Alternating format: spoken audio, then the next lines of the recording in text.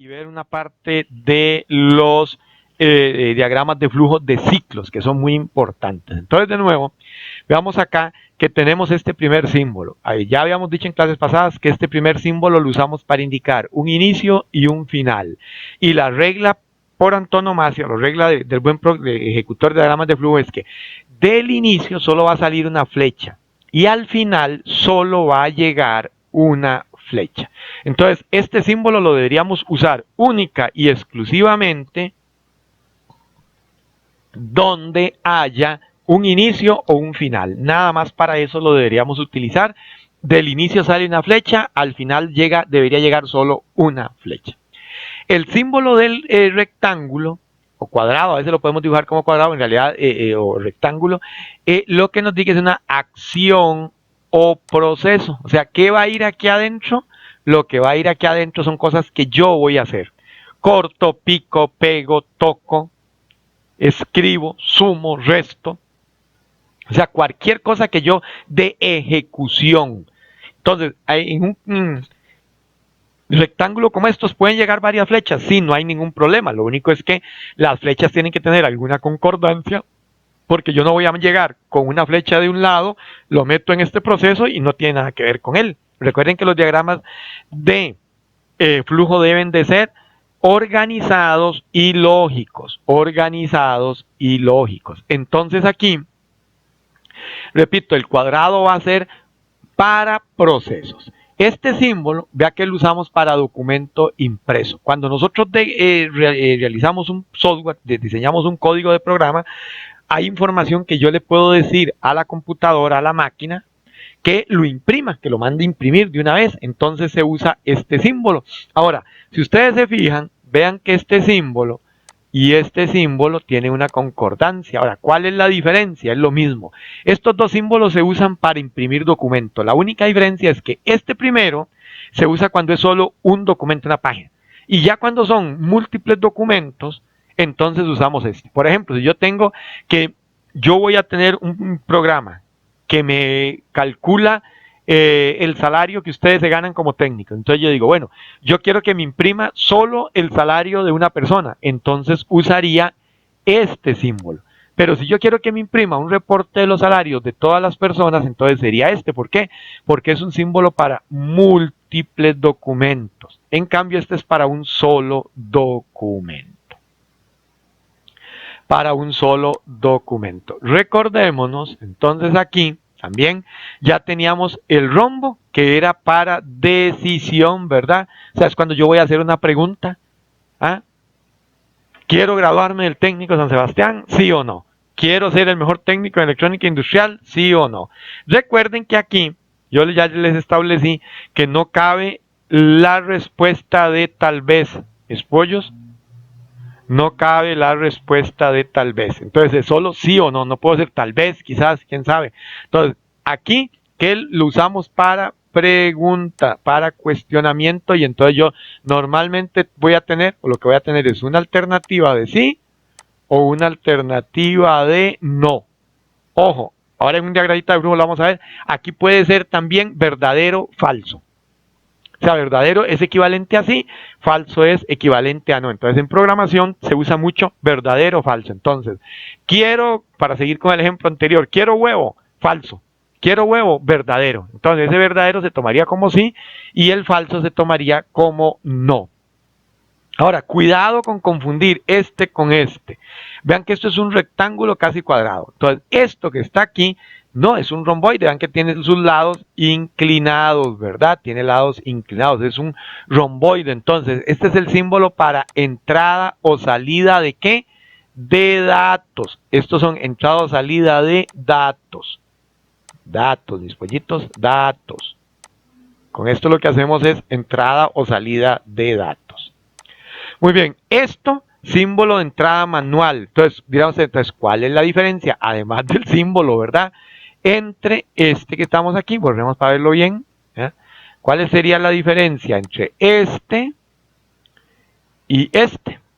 Ok, además de que ustedes ven que el símbolo no es el mismo, este es símbolo de entrada manual. Ok, cuando nosotros vamos a estar, y vamos a ver algunos ejemplos, vamos a diseñar programas, entonces yo podría decir, suma de dos números ingresados por teclado. Entonces yo voy a ingresar, me pregunta, primer número, yo le pongo 25, o sea, mi edad. Segundo número, 42. Entonces, con respecto a eso, le damos, entonces esos números yo los estoy ingresando del teclado. Entonces, cuando yo voy a ingresar un dato, cuando dice símbolo de entrada manual, es un dato que viene de afuera. En el caso de nosotros de electrónica industrial puede ser de un sensor, de un dispositivo electrónico, que todas esas cosas en algún momento se llegarán a ver, o de un teclado, por ejemplo. Entonces, la diferencia entre el símbolo anterior es que en el caso anterior, el dato puede ser un dato que está entrando, pero no es un dato que se ejecuta manualmente, sino que es un dato que está almacenado en una variable y yo lo meto ahí. Eso después lo vamos a ver con lujo de detalles cuando veamos variables y todo eso. Entonces, esto es entrada o salida de datos que están ahí dentro del código, dentro de la máquina, pero esto es entrada de un dato del exterior. O sea, el dato puede entrar del microprocesador a una memoria RAM, pero eso es interno en la máquina. Sin embargo, este símbolo, repito, lo que nos indica es que tenemos la entrada manual. La entrada manual. Este que está aquí, vamos a decir, me interesa alguno sobremanera. Entonces, este que está aquí ya lo hemos visto. ¿Qué nos indicaba? Es un símbolo conector. O sea, yo tengo un diagrama de flujos y voy a unir algo de un lado, de algo que esté en la misma hoja, dos cosas. Entonces, eso es con la idea de no pasar líneas por debajo, por encima. Entonces, por ejemplo, yo puedo tener en un diagrama de flujos una decisión, un elemento ahí, y resulta que va hasta otro lado del diagrama de flujo, pero en la misma hoja. Entonces yo los uno con este conector. Recuerden, con este conector. Ok, digamos, aquí tenemos este que dice símbolo de preparación, representa un ajuste a otro paso en el proceso. Luego los vemos, o sea, estos otros simbolitos los vamos a ver por ahorita pendientes, pero porque ahorita me interesa algunos símbolos básicos. Ok, acá, recuerde que ya habíamos visto de esta página. Aquí hay algunos símbolos, sí me interesa que los repasen, los vamos a repasar, pero no nos vamos a meter todavía con ellos. Y regresamos a esto, ¿verdad? Este es un otro símbolo para la visualización. Símbolo de visualización indica un paso que muestra información, pero esto es en la pantalla. Esto es en la pantalla, mis pollos. Esto es en pantalla. Entonces, el símbolo de base de datos, este es otro que me interesa que sepamos. El símbolo de base de datos es que yo puedo estar en un proceso y entonces tomo información de una base de datos. ¿Qué sería una base de datos? Un disco duro, una base de datos en internet, una base de datos en una llave maya. Entonces, con este símbolo yo indico que la información yo le estoy cogiendo de una base de datos utilizando este símbolo que está aquí. Este símbolo está aquí. Quiero que veamos estos diagramitas porque hoy me interesa trabajar estos tres diagramas de flujo en términos de lo que son ciclos. Ok, recuerden y me interesa montones. Uno, vean aquí que no estamos usando sí o no, sino falso o verdadero, ¿verdad? Falso o verdadero. Entonces, aquí yo tengo un inicio, ¿verdad? Aquí tenemos nuestro inicio. Vean que solo sale una flecha. Está A, aquí está la letra A. Entonces, si ustedes ven, está en un rectángulo, o sea, esto es un proceso, ¿verdad? Esto es un proceso, algo que se va a hacer. Después de eso, llegamos a una decisión, Entonces, observen ustedes aquí. Aquí yo tengo no y aquí yo tengo mi sí. ¿Verdadero o falso? Mi sí. Entonces, ¿qué pasa acá? Resulta que si ustedes ven, voy a cambiar un poquito de color. Entonces, de lo que hicimos aquí en A, por ahorita no nos interesa qué es. Entonces, de lo que hicimos en A, surge la posibilidad de una pregunta. Preguntamos algo y entonces nos decimos, bueno, la respuesta es no. Entonces, de una vez, ¿a dónde nos vamos? Nos vamos al fin, ¿verdad? Vean que este fin es un fin es un fin bonito, en términos, cuando digo bonito es que cumple las dos normativas que dijimos, usa la simbología adecuada y solo le llega una flecha, solo le llega una flecha. Ahora, ¿qué pasa si la respuesta es sí? Si la respuesta es sí, vamos a ir a un par de procesos, el proceso D y el proceso C. ¿Qué hay que hacer aquí? Por ahorita no es lo importante. Sin embargo, vean ustedes que cuando se acaba el proceso C, lo que ocurre es que nos regresamos a la pregunta, ¿verdad? Entonces volvemos a preguntar algo, la misma, o estas preguntas no cambian. Entonces, si aquí estamos preguntando, ¿el ciclo A es rojo, por ejemplo? No. Entonces, nos vamos aquí. Sí, hay que hacer estas cuestiones. Y volvemos a preguntar, ¿es rojo? No. Vamos para afuera, sí, viene por acá, y ahí nos vamos, y ahí nos vamos. O puede ser no, sí. O sea, recuerden que el orden del no, sí, depende de qué estoy preguntando. Aquí lo que quiero que recuerden es precisamente esta parte. Vamos a hacerlo con este colorcito. Esta parte de aquí. Vean que esto, lo que es un ciclo. O sea, yo entro acá y mientras yo no logre contestar la pregunta, vamos en este caso con no, o puede ser sí, no importa, ¿verdad? Pero digamos, le pusimos que la respuesta para salir del ciclo es no. Entonces, yo una vez que entro, esa es la parte importante que quiero que entiendan de los ciclos. Yo una vez que entro al ciclo, tengo que asegurarme, repito, tengo que asegurarme que yo tengo una salida, porque si no el ciclo se me vuelve infinito. Ya se los he explicado en la clase pasada, ¿verdad? ¿Cuál es la salida? No, ¿verdad? Que me viene hasta fin. Ahora, si yo elimino esta salida, entro al ciclo y me quedo pegado aquí en el ciclo. Y no podría volver a salir del ciclo y me quedo aquí pegado. ¿Por qué? Porque yo vengo DC, vengo aquí, es rojo, no, es rojo, no, y entonces no habría forma de salir. Entonces, el ciclo, entonces la parte que me interesa montones aquí con respecto a los ciclos es que el ciclo, obvio está que tiene que volverse repetitivo. Ahora, entonces, el ciclo debería tener dos partes, una salida, lo voy a borrar aquí para que lo vean, entonces tiene que tener una salida y tiene que tener la parte del ciclo.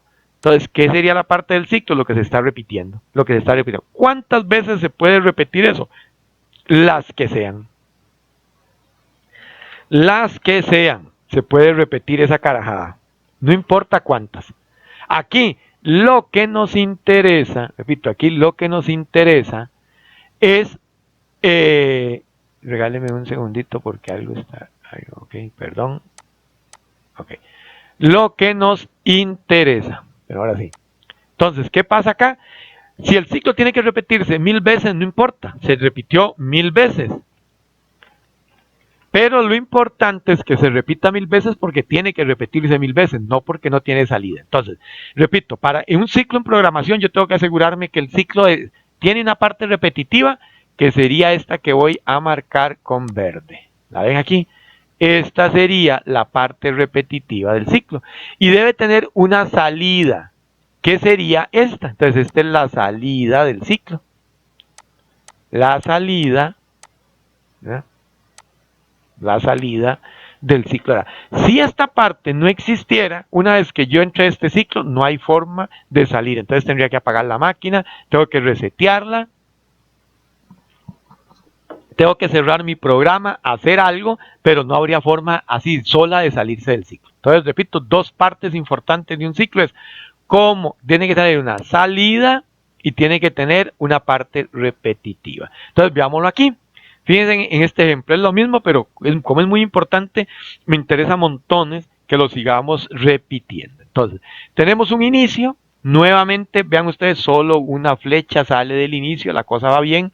Llegamos aquí, ojo, llegamos aquí a la parte de la pregunta, y entonces aquí es donde quiero que pongan atención, que hemos visto un sí o no, verdadero o falso, pero decir sí o no, verdadero o falso, se puede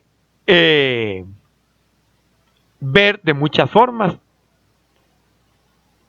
Entonces, ¿qué sucede aquí? Vean que llegamos a la pregunta y entonces aquí ya no tenemos un sí o un no, sino que yo estoy diciendo, ya esto es más o menos cómo se programa, ya esto es un poco más acercado a algún tipo de lenguaje de programación. Ok, dentro de esta pregunta yo estoy preguntando que i, ojo, vean, dice desde i igual 1 a 35. O sea, quiere decir que y es una variable. Repito, la próxima semana vamos a dedicar fuerte esta y la otra semana, si Dios lo permite, a sistemas. Entonces, la próxima semana, si Dios lo permite, en la próxima clase, vamos a comenzar a ver ya estructura de un programa y cómo funciona, y ahí vamos a comenzar a ver lo que son variables y tipos de variables y otra serie de cosillas. Entonces, aquí, esto lo que quiere decir es que esta i, ¿cómo se lee esta parte? Que esta i va a variar desde 1 a 35. Así se lee esto. Entonces, desde i igual 1 a 35. O sea, quiere decir que esto va a variar. Entonces, entramos y nos dice aquí, y va desde 1 a 35. Entonces, de un lado me preguntan, o sea, esta es la salida del ciclo. ¿Cuál va a ser la salida del ciclo? Es que i sea mayor a 35. ¿Lo ven aquí, mis polluelos de mi alma? ¿Qué dice aquí? I mayor a 35. Entonces, cuando i sea mayor a 35, va a ser la condición de sí o de verdadero, o sea, va a ser la salida. Entonces, si ustedes ven, ¿qué pasa? Ya yo puedo abandonar el ciclo y me vengo hasta aquí a hacer otras cosas. Pero si no es mayor que 35, entonces sigo.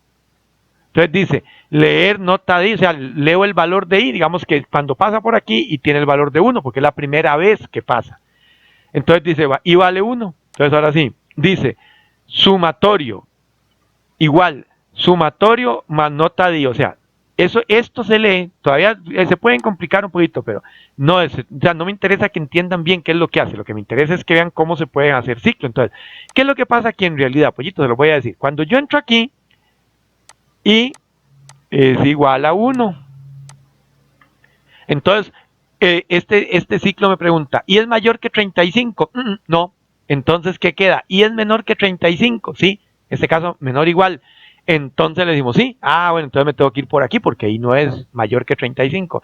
Llego acá y digo, leo i. ¿Qué quiere decir? Preguntar cuánto vale i. Entonces, ¿cuánto valía i? 1. Entonces aquí vamos a decir que i es igual a 1. Cuando llega aquí, este cuadro a nivel de programación es nada más decir que i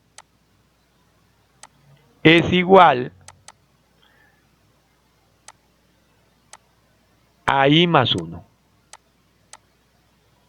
Es igual a i más 1, eso es lo que quiere decir ese cuadrillo. Entonces, ¿qué sucede? Si i valía 1 y yo estoy diciendo que i es igual a i más 1, entonces esto sería i es 1. Entonces es 1 más 1, 2. Entonces, cuando i sale por aquí, i ahora vale 2. Y llego otra vez aquí, entonces aquí i vale 2. Entonces vuelvo a preguntar, ¿i es mayor que 35? No. ¿I es menor que 35? Sí. Entonces me dice, lea i. Ok, ahora yo voy a volver a leer i. ¿Cuánto vale i? I ahora vale 2, ¿verdad? Porque fue con el valor que entró aquí. Entonces ahora me dice, en el siguiente, i es igual a i más 1. Entonces sería 2 más 1, 3. Entonces ahora i sale de ese cuadro valiendo 3. Valiendo 3. Qué bonito. Ese es un programita bonito que podemos hacer y vamos a hacer. Entonces, viene para acá. Entonces, aquí, repito, aquí, vuelvo a entrar aquí y me dice, ¿i es mayor que 35? No. ¿I es menor que 35? Sí. Le dice, entonces lea i. Pero ¿cuál era el valor de i? 3, ¿verdad? El valor de i es 3. Entonces yo voy a decir, ahora, en este cuadro me dice, tome y diga que i es igual a i más 1. Entonces, 3 más 1, 4. Entonces aquí es la parte, aquí es 4. Ok, aquí es 4. Ok, entonces vuelvo a regresar aquí.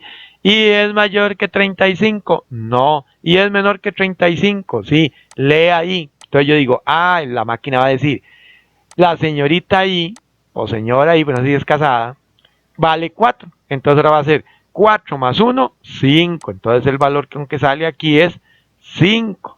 Y así se va a ir preguntando. Obvio está que no vamos a hacer los 35 casos. Imagínense entonces que ya yo llego al caso 34, o sea, cuando i vale 34. Entonces resulta, por eso quiero decir que tienen que tener mucho cuidado a la hora de programación, todos estos detalles son fundamentales y por eso hay que ir viendo el cuidado que hay que tener desde ahora, mis pollos. Entonces yo digo, y vale 34. 34 más 1, entonces ahora aquí sale y valdría ¿cuánto? 35. Y lo voy a apuntar con otro color para que lo veamos. Entonces yo voy a decir y vale 35. Entonces vengo aquí y digo, y vale 35. Ya qué bien. Entonces yo pregunto, aquí la máquina va a preguntar, porque ese es el programa que no. Y es mayor, vean que aquí yo estoy diciendo y lo voy a apuntar. ¿Qué dije aquí? Y es mayor que 35. Y es mayor que 35. Entonces, ¿qué decimos? Si es mayor que 35, entonces, entonces sería, ¿y es mayor que 35? No, porque vean que es mayor estricto, pollitos, cuidado. Entonces resulta que cuando I vale 35 no me salgo, sino aquí que dice, y es menor o igual que 35. Sí, y es menor o igual que 35, en este caso es igual. Entonces aquí llega el dato 35, más 1 sale el dato 36, y cuando yo pregunto aquí, y es mayor que 35, ahora sí, porque I aquí vale, ya no vale 35, ¿cuánto vale? 36. ¿Y cuál era la